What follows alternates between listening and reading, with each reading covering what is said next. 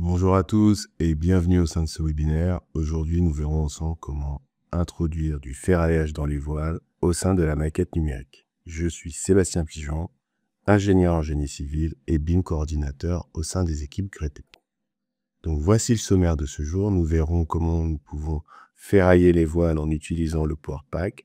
Et dans une deuxième partie du webinaire, je vous montrerai comment nous pouvons ferrailler les voiles par coupe type grâce à l'utilisation d'une nouvelle fonction introduite dans la version 2024 et aussi disponible dans la version 2025 du PowerPack. Le ferraillage des voiles. Le PowerPack est un add-on développé par les équipes de Gretec qui va s'insérer directement au sein du ruban dans Revit et qui va nous permettre de faire pas mal d'actions en relation avec l'augmentation de la productivité au sein de la maquette numérique. On distingue trois types différents de PowerPack, le PowerPack standard, le PowerPack detailing et le PowerPack design. Le PowerPack standard, c'est lui qui va nous permettre d'assurer une interopérabilité entre le modèle Revit et les logiciels de calcul, à savoir Arch-Ossature ou Advanced Design. Pour cela, il va se baser sur le modèle Analytics. On va aussi, au niveau du PowerPack standard, pouvoir utiliser des outils intéressants comme l'outil vers Excel qui nous permet de faire une synchronisation entre les fichiers Excel et cette synchronisation elle est bidirectionnelle. On peut envoyer de l'information et récupérer de l'information grâce à ce lien. Puis après, on a pas mal d'autres outils, notamment l'outil de renumérotation qui nous permet de renuméroter l'ensemble de nos poutres en quelques secondes. Et on a aussi d'autres outils comme les fenêtres qui vont nous permettre de travailler plus simplement au sein de l'environnement Revit. En ce qui concerne le ferraillage, donc on a tout un onglet spécifique, donc ce qui est le PowerPack Detailing, qui comprend plus d'une soixantaine de fonctions dédiées au ferraillage et à la mise en place et à la réalisation des plans d'armature. Alors, en ce qui concerne le PowerPack Design, eh bien, nous avons la possibilité d'intégrer des Advanced Design modules directement dans Revit, c'est-à-dire que l'on pourrait faire des calculs dans Revit sur la base de torseurs que l'on peut intégrer ou rapatrier, importer au sein de la maquette numérique. Donc sans plus attendre, on va regarder comment ferrailler nos voiles dans Revit avec l'utilisation du PowerPack. Donc on se retrouve dans Revit et je vais vous montrer comment obtenir ce type de plan d'armature où on a la vue 3D, la vue de face, la vue d'élévation et la vue en plan, ainsi que les nomenclatures avec les schémas de façonnage, les récapitulatifs par diamètre, le nombre de panneaux avec les dimensions et le nombre de panneaux réels à commandement. Donc, comment on peut ferrailler simplement les voiles dans Revit avec le PowerPack, c'est ce que je vais vous démontrer. Donc, on va se mettre dans une vue 3D. Et pour ferrailler, en fait, ce qu'il va falloir faire, c'est procéder en deux étapes. Première étape, donc, c'est définir les hypothèses de ferraillage. Et dans un second temps, on viendra simplement mettre en place des armatures selon ces hypothèses de ferraillage. Donc, je viens ici au niveau du PowerPack Detailing, qui est le PowerPack spécifique au ferraillage. Sélectionner les hypothèses de ferraillage, sélectionner mon élément et cliquer sur terminer. À partir de là, donc, je vais avoir l'ouverture de cette boîte de dialogue et si on fait par ordre chronologique, on va pouvoir déterminer le type de ferraillage principal qu'on veut mettre en place, donc soit du treillis soudé, soit des aciers. Lorsqu'on dit acier, c'est soit des barres, plutôt des barres d'armature qu'on va mettre horizontalement et verticalement. On va choisir du treillis soudé plus en ligne. En France, on va pouvoir définir aussi au niveau des types d'aciers transversaux la possibilité de mettre en place de manière forfaitaire des aciers transversaux, soit sur en forme de cadre ou d'épingle. Donc ça peut être utile pour pouvoir séparer nos deux lits de treillis soudés. Et aussi dans des cas où on a affaire à de la collision, on va reprendre l'effort tranchant. Bon, faut quand même pas de meubles pour soulager un peu le dessin ici. On va pouvoir indiquer le type d'acier au nœud. Donc, si on veut mettre des cadres à les nœuds, les choses qu'on pourra faire. On va aussi pouvoir mettre en place des attentes directement dans le voile en relation avec une dalle. Et donc, cette fonctionnalité, elle nécessite que le voile soit bien jointif avec une dalle. Sinon, on n'aura pas le genre d'attente qui sera mis en place. On va pouvoir aussi simplement lui définir que nous, ce qu'on veut, c'est en extrémité de voile avoir nos U pour fermer le voile. Donc ça, on va pouvoir lui dire donc soit des U à droite ou à gauche. Bien sûr, la droite et la gauche, c'est en fonction de la génération du voile. C'est pas parce que ça paraît à gauche sur notre plan que c'est forcément à gauche dans la génération du voile. On va pouvoir préciser le type d'armature et les espacements ainsi que la longueur. La longueur là étant désignée, c'est la longueur d'un bras sur un côté de la face. D'accord, c'est pas la longueur totale de notre barre d'armature. On va pouvoir aussi, en ce qui concerne les barres verticales, préciser le nombre qu'on veut implémenter et préciser le diamètre. On a la possibilité de définir du chaînage pour le dernier niveau. Et puis là, on n'est pas au dernier niveau, je vais recocher cette fonctionnalité. Ici, je vais pouvoir sélectionner mon treillis soudé et j'ai la possibilité de faire en sorte que le treillis soudé que je vais mettre sur les deux faces soit identique. Donc si je viens cliquer ici, ou sinon de les rendre différents. Je pourrais mettre d'un côté du ST25, de l'autre côté du ST20. En général, c'est quand même plus simple de mettre la même chose des deux côtés quand c'est nécessaire et quand on n'est pas sur un mur de soutènement plutôt. Si vous voulez mettre un seul treillis soudé pour limiter la fissuration, il faudrait venir ici décocher et jouer ici sur l'enrobage pour le mettre plus à l'axe. Voilà ce qu'on peut faire. On va laisser ça comme ça. Et la longueur d'extension, bien sûr, c'est la quantité de treillis soudés qui va sortir de la limitation du voile. Qu'on peut mettre aussi, c'est simplement du chaînage horizontal. Donc là aussi, il faudrait qu'il y ait une dalle qui soit intégrée. Dans ce cas-là, on a la possibilité de mettre en place du chaînage horizontal.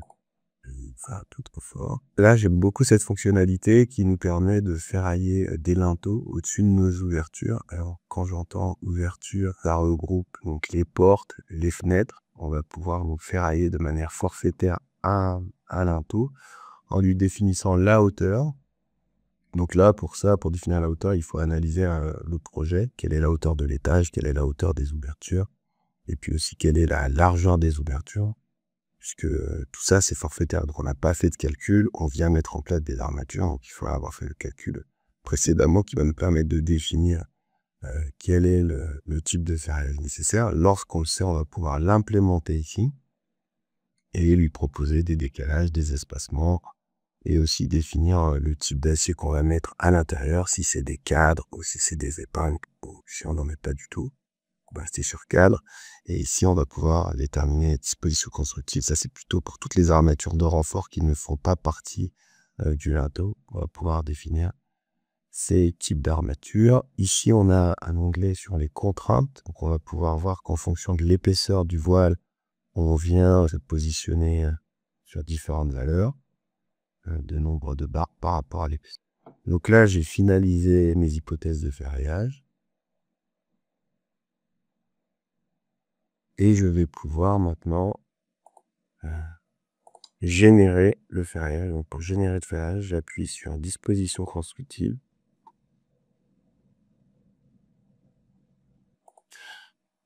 Donc là, j'ai appuyé sur disposition constructive. On voit que j'ai une fenêtre de statut qui me dit que mon élément n'est pas calculé. Donc ça, c'est normal puisqu'on a simplement défini les hypothèses de ferraillage. Mais si je la ferme, cette fenêtre, tu peux voir que j'ai eu le ferraillage global de l'ensemble de mes éléments en un clic. Donc ça, c'est quand même vraiment intéressant. Pour mieux visualiser mon treillis soudé, ce que je peux faire, c'est utiliser une fonction introduite au sein du porte-pack qui s'appelle visibilité des armatures. Et là, je valide, hop. Là, je vois tout mon treillis soudé avec tous les éléments. Donc cette fonctionnalité, elle est très efficace. Après, cependant, on a des fois, on n'a pas forcément les U de manière directe au niveau des ouvertures. Pour pallier à ça, ce qu'il va falloir utiliser, c'est plutôt la fonction training et sélectionner. Donc, on va pouvoir sélectionner notre fenêtre et notre porte et cliquer sur terminer. Une fois que j'ai fait ça, ce que je vais mettre en place, c'est surtout, je vais enlever les armatures principales parce que j'en ai déjà mis. Et je vais aussi enlever les armatures diagonales. Elles ne seront pas nécessaires dans ce cas-là. Et par contre, je vais bien garder le ferraillage de rive avec au niveau du type ferraillage de rive ici. Et je vais conserver donc des U. Je vais pouvoir définir la longueur. Ce que je vous disais tout à l'heure, hein, la longueur elle est définie ici. Donc la longueur, soit ça va être quelque chose de forfaitaire, soit ça va être quelque chose qui sera en relation avec le diamètre de la barre que j'ai choisi. Donc là, bon, si je laisse sur 10, ça s'en revient au même. Et je vais pouvoir aussi préciser la forme favorite d'armature, bon, je laisse sur aucun. Et là, ici, il a reconnu qu'il y avait déjà un linteau au-dessus de mon ouverture. C'est pour ça que la case linteau n'est pas cachée. Et donc, si tous ces paramètres-là, ils me satisfont, je vais pouvoir valider. Et lors de la validation, en fait, il va me générer des armatures complémentaires. Donc là, ici, je vois qu'il m'a généré mes U et les barres d'armature. C'est vraiment très efficace. Et maintenant, en ce qui concerne la génération des plans, eh bien, en utilisant le Power Pack Detailing dans la rubrique plan, j'ai la possibilité de générer des plans. Donc, sur la base d'une configuration que j'aurais déjà faite, je vais pouvoir sélectionner mon mur, cliquer sur terminer. Et là, j'ai l'ouverture d'une boîte de dialogue qui me dit que je vais créer des vues qui vont être mises dans une feuille en relation avec la configuration que j'ai choisie, dans une feuille indépendante, et il va me générer une nomenclature en relation avec l'élément que j'ai choisi. Soit une nomenclature de part, mais aussi une nomenclature de traits soudés, en fonction des paramètres qu'on a mis en place dans les éléments de configuration de la génération des plans. On va pouvoir cliquer sur générer. Et après, je vais obtenir une feuille dans laquelle j'aurai déjà des éléments. Là, on se retrouve dans la feuille qui a été générée. Donc, on voit bien qu'on a notre vue 3D, notre vue d'élévation et notre vue en plan. Alors, par contre, petite astuce sur la vue en plan, certaines fois, elle est pas forcément dans le sens qu'on voudrait. Donc, ce qu'il faut faire, c'est venir sélectionner la vue. Et ici, on a une option qui nous permet de faire des rotations horaires. Comme ça nous permet d'avoir une vue en plan qui est calée avec l'élévation. Parce que certaines fois, c'est pas dans le sens attendu. Donc, voilà ce qu'on peut obtenir. Et si on travaille un peu l'ensemble de ces vues, eh bien, on va pouvoir obtenir ce type de planche que je l'avais déjà démontré au début, où on a bien le quantitatif et toutes les armatures. Là, j'ai masqué un peu de treillis soudés pour n'avoir que la limite des treillis soudés pour que ce soit un peu plus clair. On va pouvoir mettre des étiquettes multi-armatures, des annotations. Voilà. Et ce qui est intéressant, c'est que aujourd'hui, dans la version 2020, on a des schémas de façonnage qui vont se mettre à jour. On va pouvoir récupérer, donc ça, c'est grâce aux outils incorporés au sein du Power Pack, des nomenclatures par diamètre. On va obtenir la longueur de la barre. On va pouvoir aussi obtenir des nomenclatures de treillis soudés.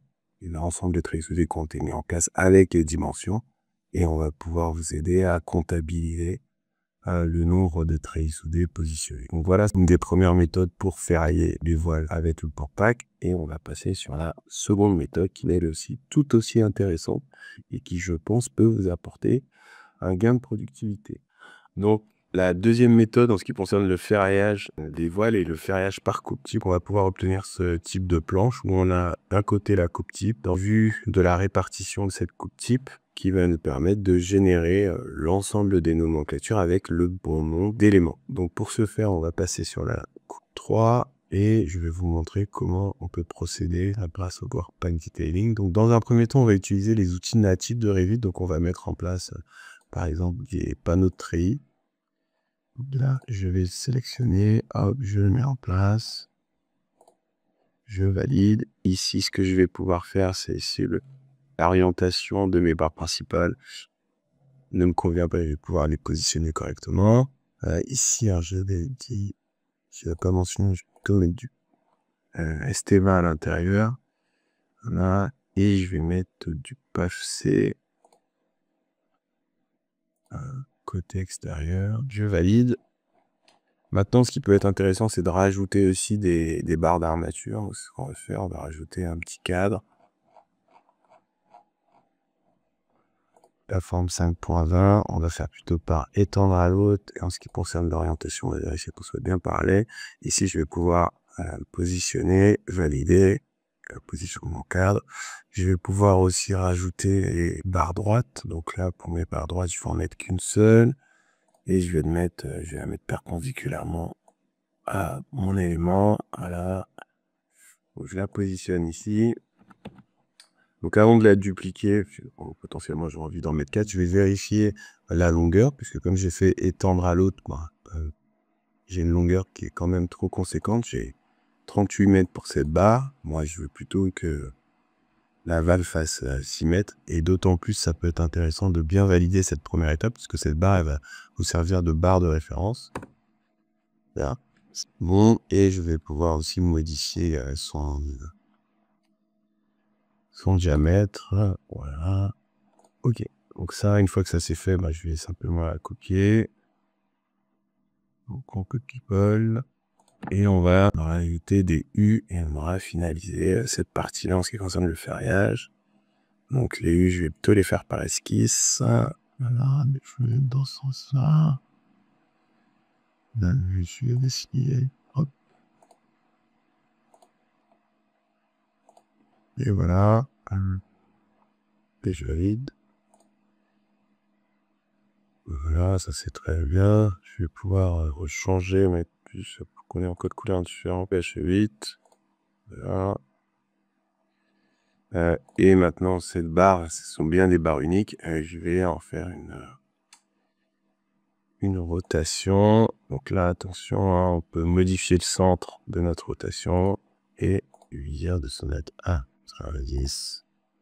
Voilà, et puis après, on peut encore ajuster une fois qu'on l'a mis en place. On peut l'ajuster un petit peu si nécessaire. Réissouder. Ok. Ça, c'est validé. Et donc maintenant, l'étape qui nous intéresse, c'est la réalisation des coupes types, comment ça se produit, les coupes types. Donc les coupes types, c'est vraiment assez simple. En fait, on va venir sélectionner armature hybride. Ici, là, on doit être dans la vue. Une fois qu'on est dans la vue et qu'on a déjà lancé armature hybride, donc là, comme j'ai déjà utilisé cette fonctionnalité, elle est présente. Si elle n'était pas présente, s'il n'y avait pas l'onglet ici armature hybride, je viendrais l'activer en utilisant cette fonctionnalité-là, ce chemin-là, au niveau du Power Pack Detailing, ferrillage par coupe type. Ici, je vais pouvoir faire plus, rajouter ma coupe type, et là, je m'aperçois que, en ce qui concerne mes barres d'armature, bah, il n'y a rien de précisé, là, quand je développe, j'ai la possibilité d'avoir des aciers transversaux et des aciers longitudinaux, mais pour l'instant, ils ne sont pas définis. Donc, pour les définir, je vais cliquer ici sur plus, sélectionner mes barres d'armature en faisant un lasso, et ici, venir cliquer sur terminer. Donc cette opération étant finalisée, je vais pouvoir faire la même chose sur le treillis soudé. Hop, je sélectionne, je clique sur terminer. Et donc là, qu'est-ce qu'il faut retenir? C'est qu'ici, les aciers transversaux, donc il me les a tous à retrouver. Et je vais avoir, moi, la possibilité de définir l'espacement. Donc la quantité, pour l'instant, elle est égale à 1, puisqu'on n'a placé qu'une seule barre. Mais je vais pouvoir définir l'espacement et en fonction de la définition de l'espacement, donc là j'aurai un nombre calculé et ce nombre calculé va me permettre de déterminer la quantité de cette armature à placer au sein de mon projet. Après, si je voulais, je pourrais indiquer un nombre fixe et forcer la valeur ici, par exemple, mettre 55.